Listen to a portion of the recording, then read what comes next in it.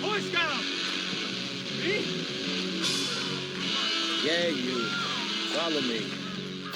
The Vietnam scene that we shot for Brothers in Arms, within the context of this series, it was kind of a triumph of planning and preparation and extraordinarily good screenwriting, extraordinarily good casting. You can't go into a situation like that unless you've got a crew that you can depend on and all of those elements in place. But all of that having been said, that was, I think, the most challenging day that I've spent on the set of Highlander.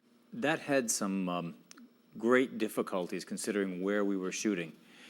We, after a long and exhaustive search, we found an area of grassland south of Vancouver. It had all of the elements that we needed for the scene. There was the road, there was the water, there was a river, there was the cove, and an area to put the village.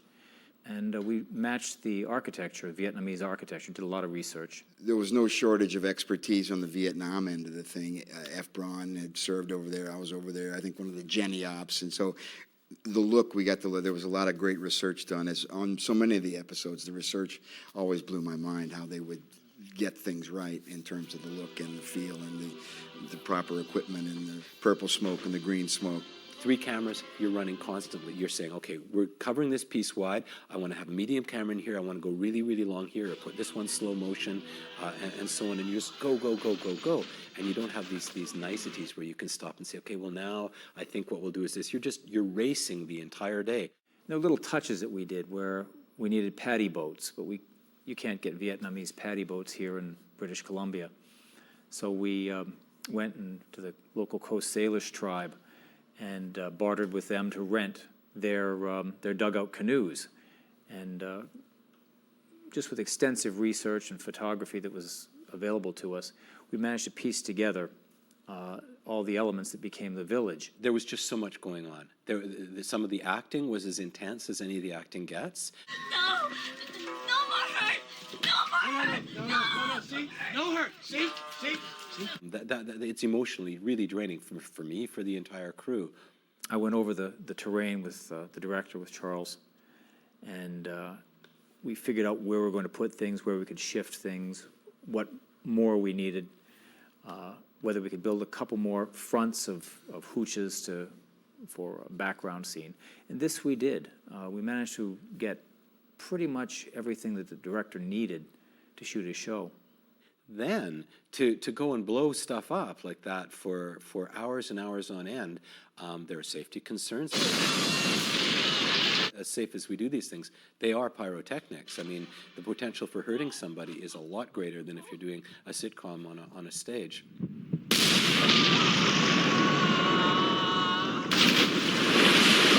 So to get all of that stuff into one day is really challenging.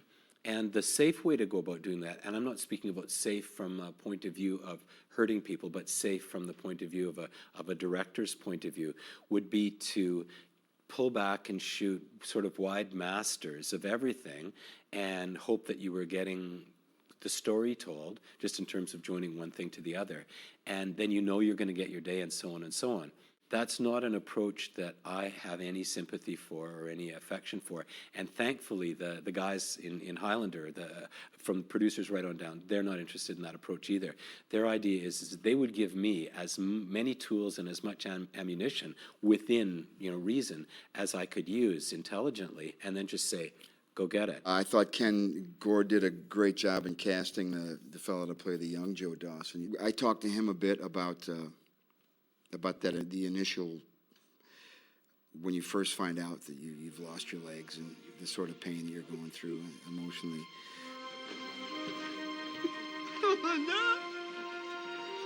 Oh, Jesus, no.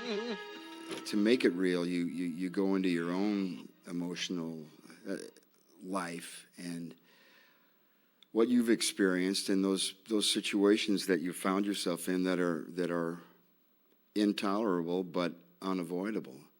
You either find a place at the center of your being that can deal with it, or you get lost. And so you have to really dig down deep into the core of not only what the character is, but what you are to make it real. Mac, I have never asked you for anything. Will you do this one thing for me? Can you just go away for a few days and let me talk to him? Joe, I'm not gonna hide. It doesn't work that way for me. It's not about hiding. I mean, you are my friends, both of you. Let me work this out. We work it out ourselves, you know that. Don't do this to me. So it was great because in so many episodes, it was an episode where I really got to dig deep and do some work as opposed to just being exposition in the story. I approach music the same way I sort of approach acting. It's on an instinctual, emotional level. I'm not so much a technical actor, although, as like in playing the guitar, you need technique. You can play a note, but it's not the note you mean because you have to have the technique to hit that spot and then to make it ring or to make it do that. And it's really, I think you do that with emotions too. So their technique is well, it's like the best music lesson I ever had was from a guy named Wyatt Ruther. He was a bass player from Pittsburgh. And so we were doing this show together and kind of improvising on a tune one night. And not in a heavy way, but Wyatt kind of took me aside. We were sitting on the break and he said to me, you know, the trick to improvisation is to like know that song, to know just like it's written on the page and the book. You know, you get the sheet music and you learn it just like that. And when you know it just like that, you can't make a mistake. You can improvise anything, you can play anything, and nothing is wrong because you know that it's part of you. And so that's, I mean, you need that technique as an actor, and you need to develop that. But I don't want to see it, you know what I'm saying? I don't want to, that's, you know, you don't want to get caught out acting. And so you learn to, it becomes a second nature to you, and then you can go with your instincts and your emotions, and you know that your technique will not fail you. I've never had a higher stress day on set than the day that we shot the Vietnam scene. I've had days as stressful as that, but I've never felt every single aspect of every brain cell, everything that I got going for me in the whole world was firing on 8 cylinders that day. The entire crew as well.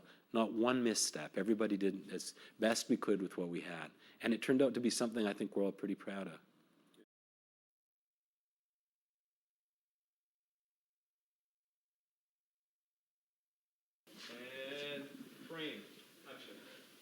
Joe, send him to the warehouse. I'm not sending him to that goddamn God warehouse. damn it, just do what I'm telling you to do. I am not your boy, Sergeant.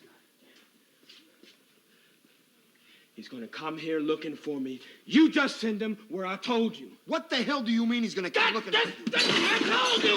I want him on my turf! I want him now! Forget it! It is not gonna happen. I think he'll insist.